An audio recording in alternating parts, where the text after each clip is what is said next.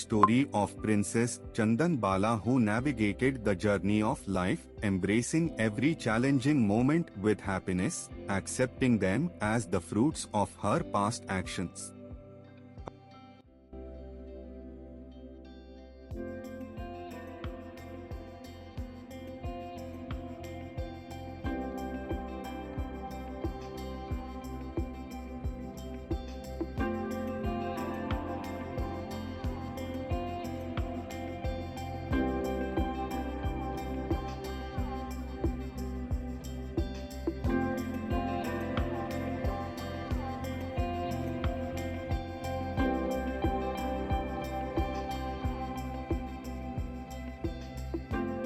A king named Dadhivahan lived in the city of Champapuri in Bihar with Queen Dharini and their exceptionally beautiful daughter, Princess Vasumati.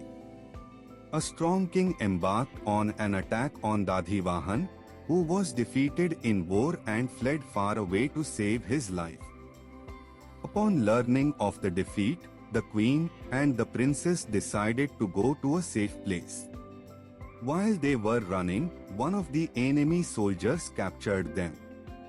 They were terrified of what he might do to them. One of the soldiers wanted to marry the queen, while another wanted to sell the princess in the slave market for a good price. He told the old lady he wanted to marry her. She was so shocked that she passed away. The soldier felt sorry for his behavior. Now, he was thinking of selling Vasumati in the slave market in another town, Kaushambi. One day, Setha Dhanwa happened to pass through this market. He saw the girl, who appeared to be from a high-class family, and decided to rescue her out of compassion. He paid the amount demanded by the seller and brought her to his home. On the way, he asked about her family background, but she didn't utter a word. Setha told her not to be too afraid of him, and that from now on, she was his daughter. Upon reaching home, Seth told his wife Mula about the girl, and that she was to be treated as their daughter. Vasumati, knowing the whole episode, was happy with their behavior, respected them, and was given the name Chandan Bala. However, Sethani was not happy with this event and suspected Seth's intention to marry Chandan Bala. One day, Chandan Bala found a chance to wash Seth's feet in the usual way, and her hair slipped out of its tire. Setha noticed her hair might have gotten dirty from falling on the floor, so he put it back on her head. Mula noticed this and now believed that Seth intended to marry Chandan Bala in due course. She became jealous of her. While Seth always thought of Chandan Bala as a daughter, he noticed his wife Mula's bad intentions. He was afraid she might harm Chandan Bala and remained vigilant. Due to some business matters, he had to leave for a few days, but worried about Chandan Bala's safety. He instructed his servants to take care of her in every respect, warning that failure to do so would result in their dismissal. After arranging for her care, he left for a few days. As soon as he was gone, Mula asked the servants to arrange for a barber, but they refused. She threatened to dismiss them if they did not follow her instructions. A barber came and Chandan Bala was told to sit on a cot. The barber was instructed to shave her head, and she cried while he did so. She was given an old sari to wear and was sent to an underground chamber.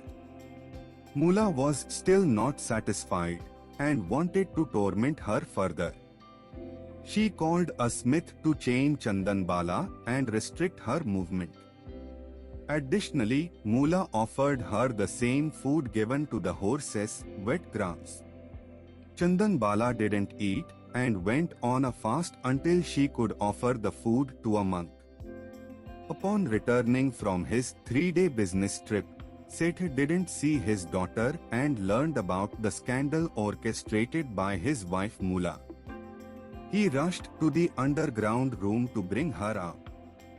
Seeing her, he cried loudly. Chandan Bala said she would remain in that state until she could offer food to a monk. She fasted without even water for 3 full days. Reflecting on how her life had transformed, she mentally decided to become a sadhvi soon. She was excited to learn that Tirthankara Mahavir Swami was expected to come the next day for Ahar. She told her father, Seth, that she wanted to offer Ahar to Bhagwan in her current state. The next morning, she came out of her chamber and stood at the edge of the crowd with a metal plate holding wet grass.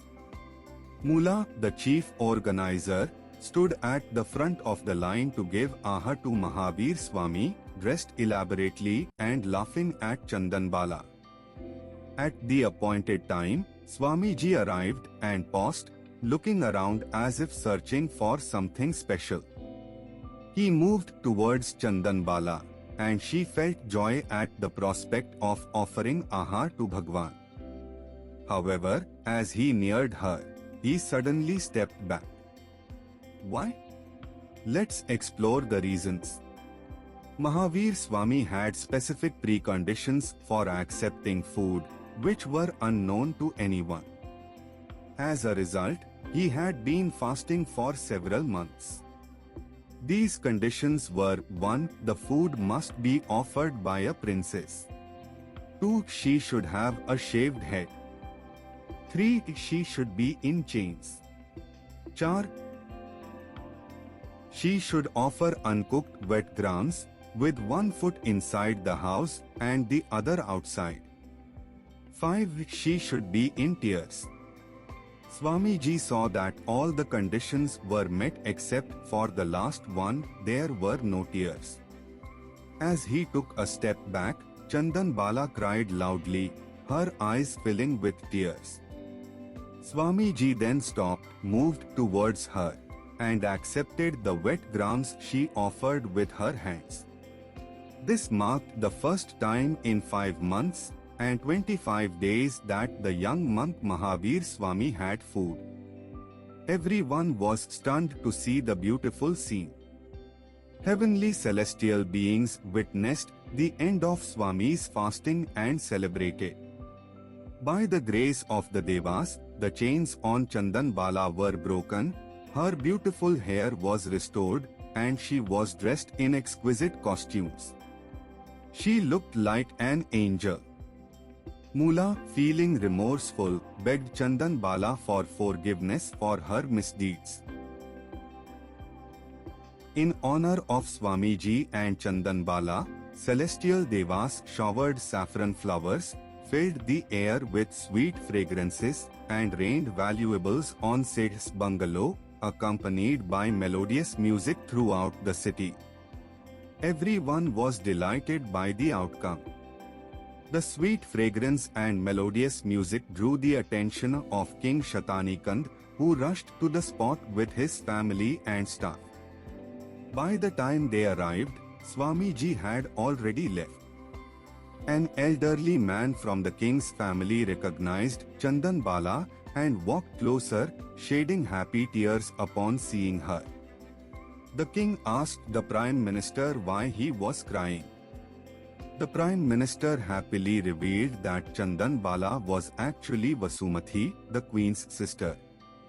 The King and Queen were overjoyed to see Vasumati and, after learning about her past, invited her to live with them in the palace. They sought Seth's consent, and he reluctantly allowed her to go with the royal family. Chandan Bala told her sister about her vow to become a sadhvi once Bhagwan Mahavir Swami achieved omniscience, the perfect knowledge. In the meantime, Chandan Bala took Diksha and became a chief sadhvi in his Samosra. Her aim was to overcome sorrow and break the cycle of birth and death. The story of Chandanbala is a classical example illustrating how karma's influence helped her navigate difficult and miserable moments in life. Despite these challenges, Chandanbala accepted them and persevered to achieve her goals.